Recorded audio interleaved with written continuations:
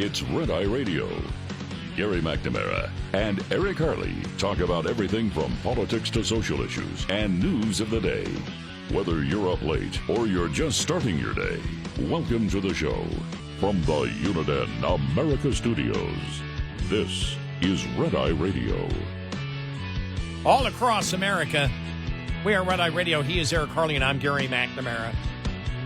You know, as I mentioned, I've never been to Alcatraz, but I've seen it from the San Francisco shoreline, from the piers, and you look out there and you're like, oh, wow, okay, a little island out there. But again, it's a little bit of a distance, so it's not as impressive, I'm sure, as if you were pulling up in a boat.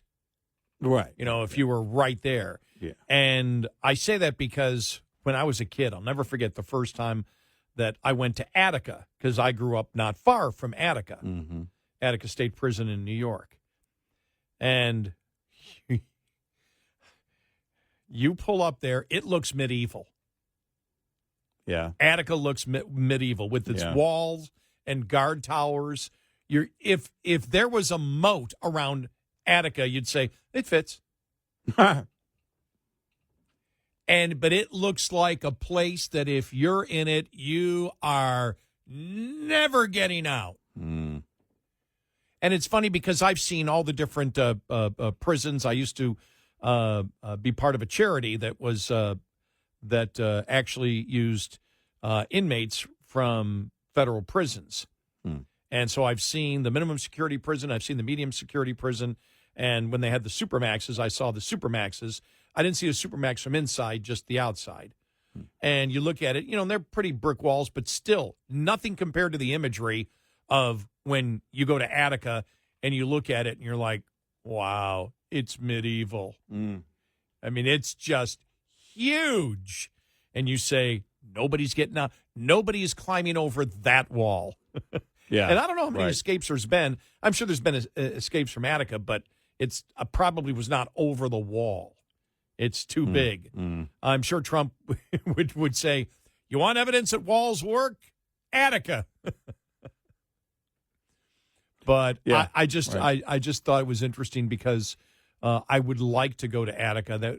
I would like to go to Alcatraz. Right. And see what that's like. And remember, I forgot which one it was. Remember, they put up that makeshift guard tower, and what is it? Clint Eastwood blows the terrorist to bits at the end of the movie. I forgot which one which Clint Eastwood movie that is. Yeah, they travel out to Attica, and that's where they're holding. I think they're holding the mayor hostage of San Francisco. Yeah. So Clint Eastwood gets out there, and the terrorist is in the. You can tell it's a makeshift guard tower or whatever. Right. But I mean, that was in the middle 70s. Attica closed when? I'm trying to think. Forgot when it was closed. But it even looks pretty run down in that movie, and that had to be 76, maybe 77, that Clint Eastwood movie. But, yeah, but there you go. In other news, and this has to do with your morning coffee, Gen Z Starbucks baristas revolt over BS new dress code. In a video posted to X, Starbucks union workers in Seattle can be seen marching on management in a response to the new dress code. The clip was captioned, Starbucks workers across the country are facing understaffing, inaccessible benefits, discrimination, and low wages. Instead of fixing these issues, Starbucks decided to introduce an unpopular, more conservative dress code. A barista wearing a bandana and a party hat can be seen addressing management saying, I don't understand how the dress code is in good faith of letting us express ourselves. I know we're all going to Office Space. Yeah. And believe me, those that believe in flair will be paid off in a moment. Another worker then says, we're just expected to lie down and accept it as union members clap and cheer. Early last month, Starbucks confirmed they were updating its dress code for a more consistent coffee house experience. In a statement released by the chain, they said starting May 12th, we're evolving our dress code in all stores to focus on simplified color options that allow our iconic green apron to shine and create a sense of familiarity for our customers. The more defined color palette includes any solid black short or long sleeve crew neck, collared, or button-up shirts, and any shade of khaki, black, or blue denim bottoms. They also revealed that all partners, remember, you're not workers union members, you're partners with Starbucks. Mm-hmm. I can hear them cursing at me now. They also revealed that all partners will be receiving 2 new company-branded T-shirts free of charge. The clip, which has been shared across social media countless times, left viewers divided. Flair inspires workers. It's science, said one viewer. Not everybody. Jennifer Aniston wasn't pleased about wearing her flair. No. I want the barista to be happy. If the barista is happy, my coffee will taste better. How?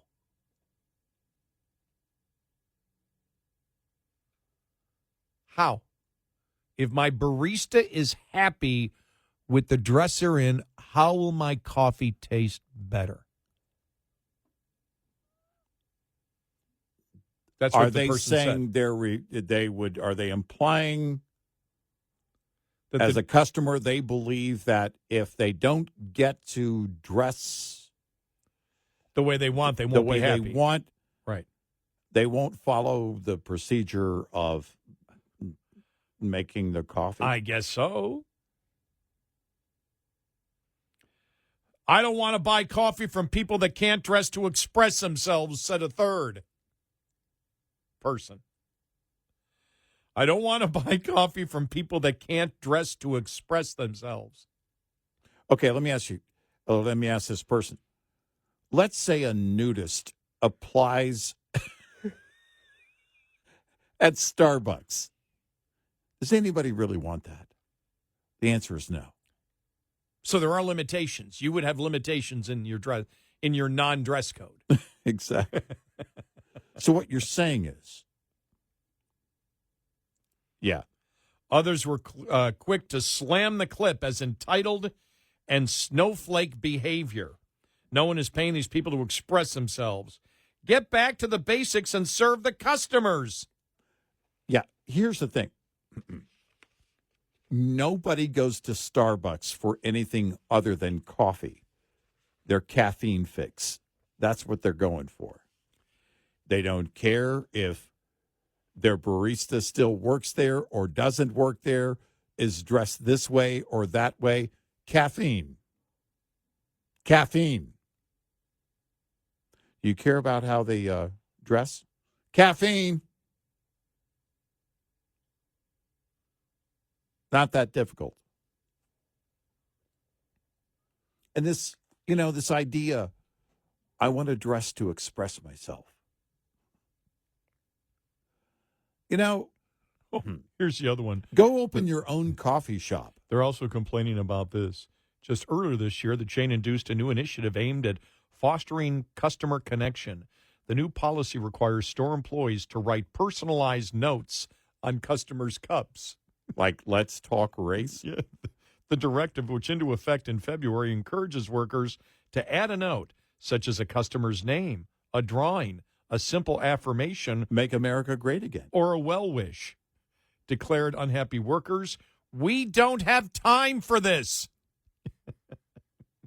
Right.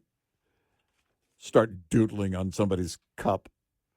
Like, just draw a little stick figure. What is this? Now, see, It's but something that, we're supposed to do. but as we said, that's where even the Starbucks management doesn't even understand what business they're in. We've Serve talked about the this. coffee. Right. I could care less if somebody smiles at me and says, "Hi, here's your coffee." It's all I care about. Well, I don't need a message. I don't need anything.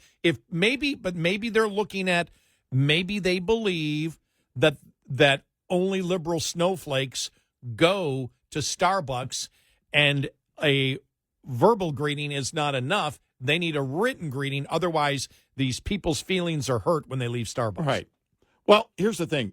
As a company under the new CEO, the most recent CEO, I'm guessing he's still there, although I can't confirm that they brought over from Chipotle. After his move over to the company, they started a process of prioritizing the app orders and how and when you get them. What they saw was it was slowing down the line, right? However, it was in place before, was slowing down the line. So they were going to streamline that so they could serve. Now, here's an interesting point: more coffee, faster. The entire thing with fast food, right now, where they're expanding drive-thrus, right? Not Right. necessarily Starbucks, but they're expanding drive-thrus, really has less to do with COVID and about, people wanting to go in and not wanting to go in to eat. It's about what Taffer's talked about, what anybody in the restaurant business talks about. If you've got a sit-down restaurant, right, you've got to turn those tables over. You want those people in, eating, and out so you can have another group in, eating, and out at that same table. Table turnover is critical. Well, in fast food, focus on the drive-through, because if you can get that done in a timely way, you can process people. Don't focus on the lobby. Don't make the lobby inviting. You don't want people sitting around. You want people coming through, getting the food, and leaving, so that stream will just continue, a never-ending stream of cars going through. It increases revenue. Just 2 weeks ago when I was back to New York to see my dad, had my great-nephew with me. We went to a Tim Hortons. We get there, and my great-nephew says, "Come on, Uncle Gary, go in the drive-through line." I go, "To hell with that. There's nobody inside." Mm-hmm. Mm-hmm. Everybody's in the drive-through. Mm-hmm. You walk in. I said, "We'll get served quicker." We walk in, we get served, we walk out. Yep. We were there. I mean, probably there were, I don't know, probably 10, 11, 12 cars in line. Yeah. They might have gotten through 2 of them by the time we walked out. Right. And there was nobody in there. Right. And when we've gone in there before, I mean, there's a few of the tables that are taken, but those people could stay there all day and they wouldn't care. Right. Now, that's the other thing about Tim Hortons in Buffalo, and probably maybe in Canada too, but I know in Buffalo, where Tim Hortons is viewed as a place you can get coffee and sit around, and the old folks can sit around. It's an older town, demographically. Yeah, it's an older town demographically. So you have that, then you have the drive-through for the people that I just want coffee. I don't want to have to go through it, but it makes it where if you actually walk in the majority of the time, it's quicker than if you wait for the drive-through. Yeah, and now speeding up the business model by in the drive-through by expanding lanes, right? Yep. And it's this idea of, well, have the barista do some artwork on the cup, doodle something, write a message, put the name on it, and give it to the person who's waiting for it. I mean, the Howard Schultz thing of discussing race with your customers coming in, I'll never forget that day. We looked at each other like, this has to be the Babylon Bee. Yeah. Nobody would be this stupid to do something like that. Then when he put out the full-page ad about how many people, the majority of people don't have any idea the people that live on their street and what color they are. Right. Because we don't care. Right. You should go around and basically take inventory like you're counting. Right. That's weird. That's a bizarre mentality. I know, and he was promoting that in that full-page ad. Right. They were marketing that. And I'm like, no, the correct answer is, well, do you know? Have you counted the people that live in your town? No, I'm not insane. Because I don't care what they are. Right. The correct answer is, I don't care to count. Right. And I don't care who lives on my street. It doesn't make a difference. I treat them all the same. Right. I don't care what color they are. That's the correct answer. I want them all out of my yard. Yes, exactly. I don't care. I've never cared. I don't care your color of your skin, your gender, your marital status. I don't care. Don't come to my door. No solicitation. If you need help, I'm willing to help you. It doesn't matter. This is, again, it's real simple. Hey, we sell coffee. Great coffee. We'll make it just the way you want it. We'll put your name on the cup. Then we'll hand it to you. Yeah, because then remember, we'll shut the hell up and you can go home. and remember, then they got involved. Remember when the first thing before even that, the race thing. Remember the concealed carry thing where they wanted to put the notices on the door. That really was the Remember that rise first of thing? that of Schultz being in the media, and it's like, again, you have one job. Hey, we sell coffee. We got a ton of different coffee products and even some food items to go along with that. We make the best. People agree. They come back every single day. We'll make it the way you want it. We'll put your name on the cup. We'll hand it to you, and you'll be back. And we can't wait to see you back here tomorrow or for your afternoon pickup if you're a coffee junkie. You think about it, though, when Starbucks first formed, I remember one across from University where I lived. They had no drive-through. People would just come in and sit around. And I always thought to myself, they're not moving people through quick enough. Right. They need a drive-through. That idea to me is that's well, it was like the pot lounges in Las Vegas, and the very first one, they had over 100 permits that companies applied for. Only 2 of them popped up. The original one closed down after 1 year. And I said to you one night, I said, I was reading the story. I said, that is such a stupid idea. People who are on weed don't want to go anywhere. They don't want to do anything.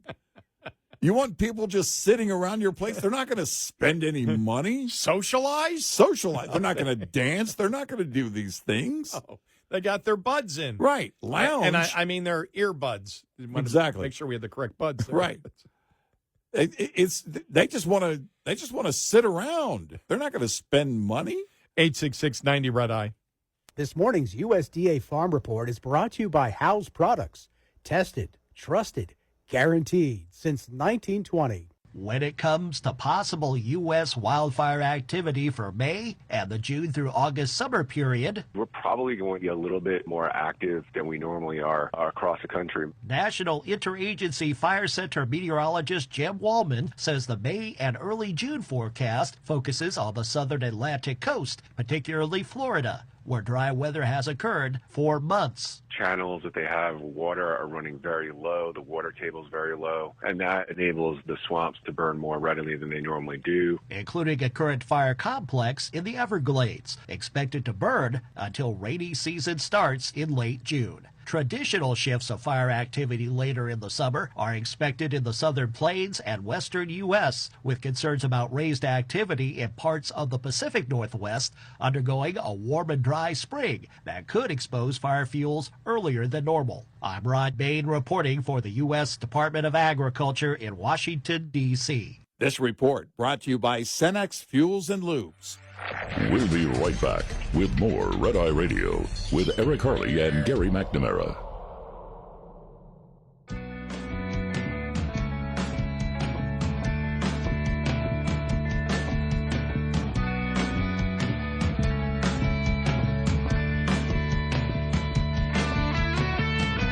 It's Red Eye Radio. He's Eric Harley, and I'm Gary McNamara.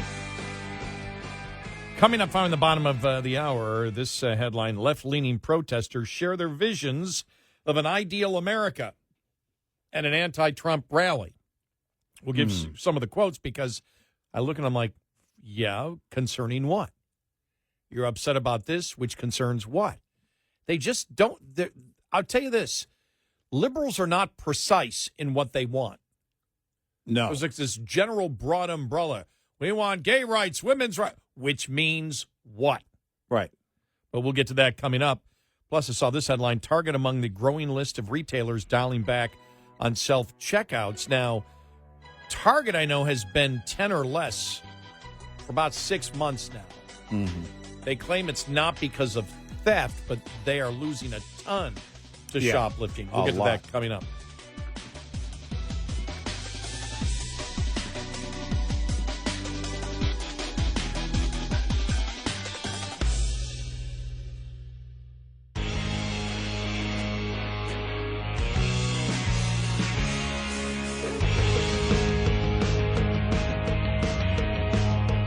You're listening to Red Eye Radio from the Uniden America Studios.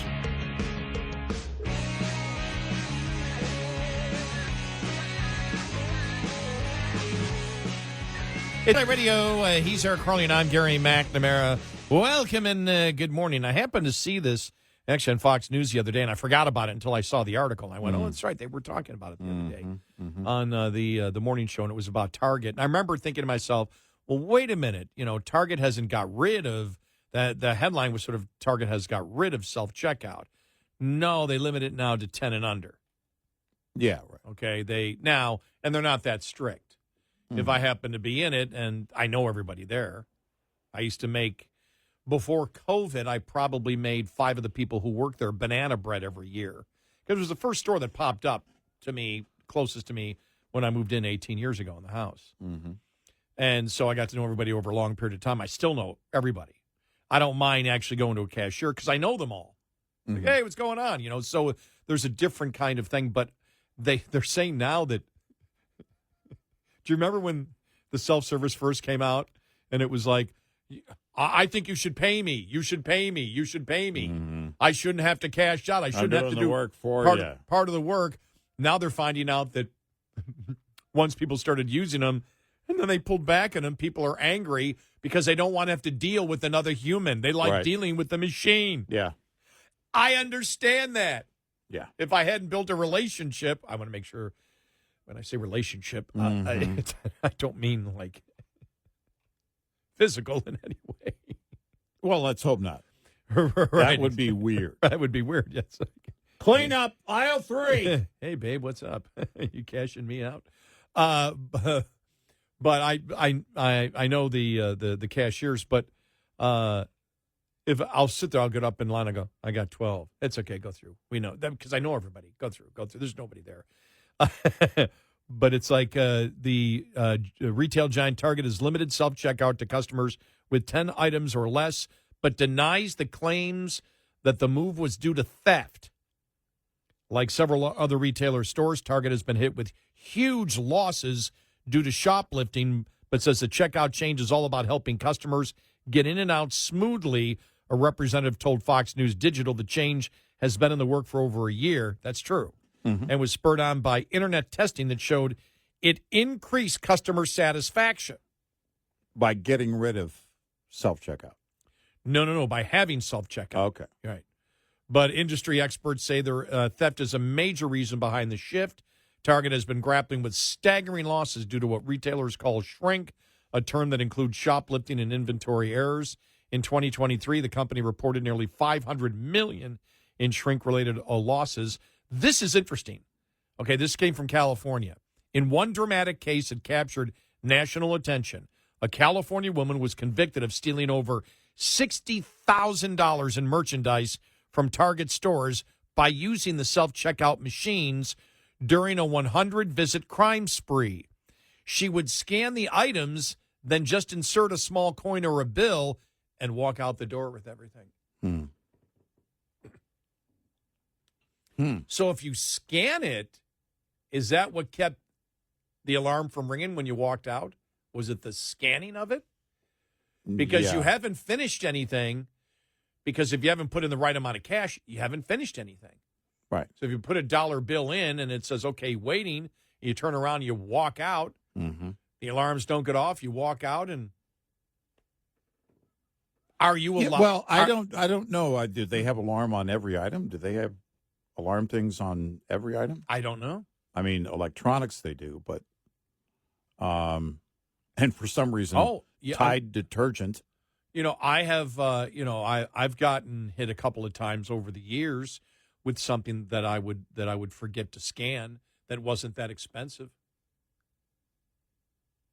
Yeah. So I don't know. It's a great question. Do they tag it? It wouldn't be hard. Yeah. Wouldn't be hard to do that, right? Yeah. Right. Global data retail analyst Neil Saunders told CBS News that self-checkout is an area of a store where people can steal things, and retailers like Target are scaling back to reduce theft-related losses. The one thing is, though, too, I will say this. When I know there's only one cashier or something, I'll only get 10 items or 11 items, whatever. I don't break the speed limit. If it's 70, I go 73. But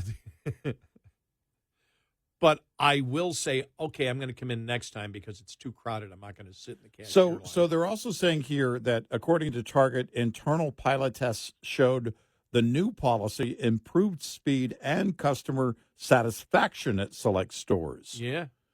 So getting rid of the self-checkout, being directed to staff checkout. Oh. Or are they saying, were they saying they, because they're not clear Well, here. they have the 10 items or less still. Right. In these stores. Right. But are they saying, yeah, this is poorly written. And then it says, but industry experts say a theft is a major reason behind the shift. By the way, most everybody knows that. And so they went to social media, of course, is what they go for response. Mm-hmm. The Target that I live near completely got rid of self-checkout. Another vented Target is turning into Walmart. 16 lanes, one cashier, mile-long line for self-checkout. Why? Many customers say they prefer the autonomy and speed of scanning their own items. I'm much faster than a checker. Now, I'll say this. If I've got a full cart, then it's much faster to go through with a checker because as I'm putting things on the conveyor belt and they're checking it and then they're putting it in my cart, that saves a lot of time. But most of the time I'm not. Right. I don't have a full cart. One Target customer said, "That's a shame. I hate having to go through the manned register. I prefer self-checkout every time." Here's a question. Is a bunch of bananas one item or 6? No, but that's a thought that goes through your head. Uh-huh. When I get, for example, I get yogurt. Exactly. Yeah. I want the the pack, 4-pack or whatever. Right, I want the 4-pack. That's Yeah. only one, but if they have individual ones, that's one each. Yeah. I don't like that. Right. Change the rules. Right. Why are you being discriminated against? First world problems. Yeah. Because Walmart will tell you the thing they sell the most of is bananas. But because they sell them by the bunches. Only weirdos buy individual bananas. Walmart has removed self-checkout machines from select locations, including stores in Missouri and Cleveland. A company spokesperson said these decisions were based on customer and employee feedback and that replacing kiosks with staff lanes would improve service quality. My God, everything's being reversed now. Now people are screaming, I want to do the work myself. Yeah, right. Dollar General has also scaled back. The company announced in April it would eliminate self-checkout from 300 of its stores with the most theft. At other locations, it's limiting self-checkout users to 5 items or fewer. Meanwhile, Five Below is phasing out self-checkout almost entirely. By the way, the 5, that's the one where it's $5 or below for everything that you buy. Yeah, I think for most things. I went by the other day and I went, I got to stop in. I got to see how inflation has changed. Well, you know, I mean, that was the problem with dollar stores when inflation hit. It was, you know, because dollar stores, not everything is $1. It's just that you find things very cheap. But the inflation hit because those cheap items went from, well, let's just say $1 to $1.25 or whatever when inflation hit. According to the National Retail Federation, U.S. retailers lost an estimated $112 billion to shrink in 2022. New York City shoplifting reports jumped 64% from 2019 to 2023 based on data from the Council of Criminal Justice. By the way, when they talk about New York City, they talk about many of these other places. Why has that happened? What's the other reason it's skyrocketed? Well, because the local leadership allows it to happen. Yeah. They've created rules where the bad guys know they can get away with it. Yeah, you can steal up to $800 and we won't prosecute you. In fact, they don't even send officers out. You just fill out the retailer just fills something out online. And if you're a company if you're a retailer, you tell your employees do not confront anybody ever. And that's my question. Don't they have security anymore inside inside the stores? No. So you can shoplift and they're not going to stop you? What's the use of having because cashiers you got to cash out. You can't you got to pay there. Right, yeah. Well, what if they just help me steal stuff? Nope. I mean, they could call the police, but I'd be long gone by that time. I mean, they may give them my it happens license all the plate time. numbers. It happens all the time. It's why theft is skyrocketing.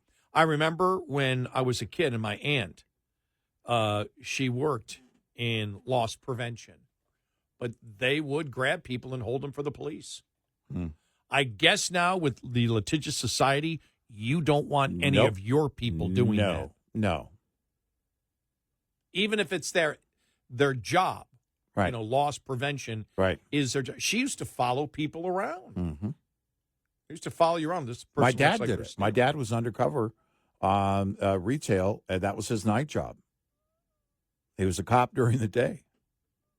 Wow. Yep. Yeah. So they don't do it. So they make it easy for, I'm thinking of maybe stealing. I didn't know it was this easy. Yeah, I mean, I was always not doing it because I was afraid I was going to get caught. They do it all the time. Again, these items that have the little item, the alarm on them. Yeah. Okay. That set off the bell when you go out the door. Mm-hmm. Why? If it's under $500, why? Is anybody going to chase them down? If it goes off, right? Right. And the person keeps walking out the door, what are you going to do about it? I was walking in, this goes back 4 or 5 years, walking into a grocery store in my neighborhood. And this couple was walking out with this box. And this car was sitting right there, right in front of the door. I thought, well, that's not a good place to park. Hey, I think you're parked wrong. And then as I got further into the store manager and a couple of employees were chasing that couple out the door. They had just grabbed a huge box while they were stocking it, while the store clerks were stocking it. They grabbed a huge box of lunch meat. Of all the things to steal, that's what they went for. You know what happened to me? One time I got a bunch of storage containers, and I go up and they said, hang on 1 second here. And they had to go and open up every container to make sure that there was nothing in it. Oh, yeah. I said, what are you doing? They go, making sure you're not stealing anything. I went, oh, okay. Oh, yeah. So you've got to do that. The other time I bought a pair of shoes, and they came around. I bought it from the cashier. They came around, to look at what I was wearing, and they opened the box of shoes, too. She opened the box of shoes, then came around to see what I was wearing to make sure I didn't steal one pair and then put another pair in there and try to walk out. I'm like, whoa. Right. It's like, no, I'm not going to do No, that. they've got to check everything now. Wow. Everything. Yep. But you make a great point. You're not going to run after them and say, hey, because that's not allowed. And then, or are you allowed now, if you work in retail, to run out and look at the license plate number? Oh, they did. Yeah, you can do that. Oh, you can do that. Okay. Yeah. All right. Excuse me. Things are so insane. I don't know if they allow you to do that. Well, I don't know I don't know what they encourage the clerks to do. But that store manager was running out with a couple of store employees with him that day. Yeah. And the car was right there. I mean, I walked right past it. So they pull up right to the front? Yep, pulled right up to the front. They had a driver ready to go then? Yep. Wow. Had a getaway driver for ham. For ham? It was lunch meat. That's what they stole. A box of lunch meat. The stockers were putting it on the shelf. They just grabbed it and ran out. Wow. That's going to make you rich. Apparently they weren't concerned with the nitrates. Yeah, I guess. 866-90 Red Eye. Coming up, more with Gary McNamara and Eric Harley. It's Red Eye Radio.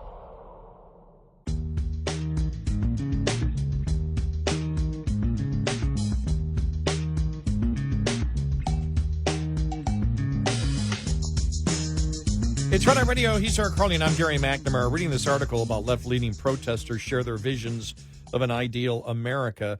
For me, an ideal America is where people can protest like this and have their voices heard, and they are the ones who are running the country, not somebody who's taken over the country and no longer allows the First Amendment to be spoken.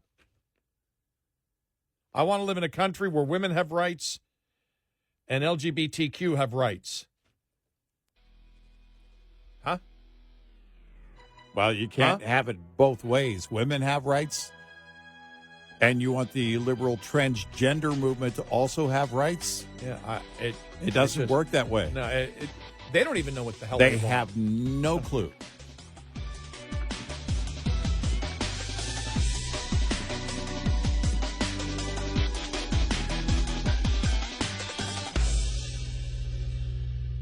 This is Red Eye Radio on Westwood One.